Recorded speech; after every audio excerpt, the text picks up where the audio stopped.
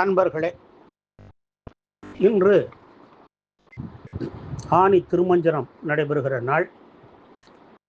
சிந்தாமணி நல்லூர் ஸ்ரீ வைத்தீஸ்வரர் திருக்கோயிலுக்கு செல்கிறோம்.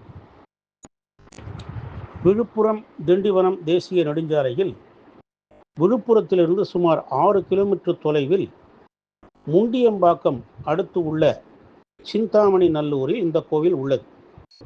இங்கு உள்ள ஊர்துவ தாண்டவ மூர்த்தி மிக நேர்த்தியான வேலைப்பாடுடையது. இங்கு உள்ள வைத்தீஸ்வரர் கோவில் 900 ஆண்டுகள் பழமையானது. செவ்வாய் தோஷ பரிகார தலம். தையல் நாயகி சமேத ஸ்ரீ வைத்தீஸ்வரர் அருள் பாலிக்கும் இடம் இது. விக்ரம சோழன் கட்டியதாக கூறப்படுவது. அந்த காலத்தில் ஸ்ரீ கைலாச குலோத்துங்க சோழீஸ்வரமுடைய மகாதேவர் என்னும் திருப்பெயரில் சிவபெருமான் வணங்கப்பட்டுள்ளார்.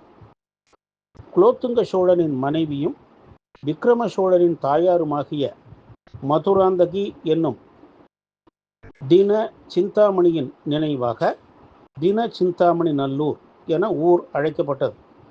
காலப்போக்கில் மருவி சிந்தாமணி நல்லூர் என இன்று அழைக்கப்படுகிறது. வைத்தீஸ்வரன் கோவில் போல சிந்தாமணி நல்லூர் வைத்தீஸ்வரரும் தீராத பிணிகளை தீர்க்கும் மருத்துவராக திகழ்கிறார். கடும் காய்ச்சல், தீராத வயிற்று வலி முதலிய சாதாரண மருந்துகளுக்கு எளிதில் கட்டுப்படாத பெரும் பிணிகள் உடையவர்கள் இங்கு வந்து வைத்தீஸ்வரரை தரிசித்து மனமுருகி வழிபட்டால் பிணிகள் தீரும் என்பது நம்பிக்கை. ஊரின் கடைக்கோடியில் வயல்வெளிகள் சூழ ஆலயம் அமைந்துள்ளது. ராஜகோபுரம் இல்லை. உள்ளே நுழைந்ததும் இடப்புறம் வேம்பும் அரச மரமும் உள்ளன. அங்கே விஸ்வரூப ஆஞ்சநேயர் உள்ளார். அருகே நவக்கிரக சன்னதி உள்ளது. சற்று நடந்தால் அம்பாள் தையல் நாயகி கிழக்கு நோக்கி தனி சன்னதி கொண்டுள்ளாள். சன்னதி எதிரிலே அம்பிகையின் பாத கமலங்கள் தனி பீடத்தின் மீது அமைக்கப்பட்டுள்ளன. இந்த சன்னதியை கடந்தால் சுவாமி சன்னதி. பெரிய நந்தி தேவர் இறைவனை நோக்கிய நிலையிலே உள்ளார். மகாமண்டபம் கடந்தால் கருவறை முன்மண்டபம். கருவறையில் வட்ட வடிவ ஆவுடையாரில் நீண்ட லிங்க திருமேனியராக இறைவன் ஸ்ரீ வைத்தீஸ்வரர் காட்சியளிக்கிறார். இந்த திருமேனியும் கோட்டத்தில் உள்ள திருமேனிகளும் ஆலயத்தின் பழமையை பறைசாற்றுகின்றன. கலை நயத்தை நமக்கு வெளிப்படுத்துகின்றன. நர்தன விநாயகர், ஊர்துவ தாண்டவர், தட்சிணாமூர்த்தி, பிக்ஷாடனர், அடிமுடி தேடும் காட்சி, பிரம்மன், அம்மையப்பன், துர்க்கை, காலபைரவர் ஆகிய சன்னதிகளும் உள்ளன. இவை சோழர் காலத்தியவை என்று கூறப்படுகிறது. விநாயகர், தேவியரோடு சுப்பிரமணியர் சன்னதிகளும் உண்டு. இந்த முருகப்பெருமானை அர்ச்சித்து வழிபட்டால் செவ்வாய் தோஷம் அகன்றிடுமாம். சித்திரகுப்த, விசித்திரகுப்த சன்னதிகளில் நெய் தீபம் ஏற்றி வழிபட்டால் யம பயம் நீங்கிடும். உடல் நலம் உண்டாகும்.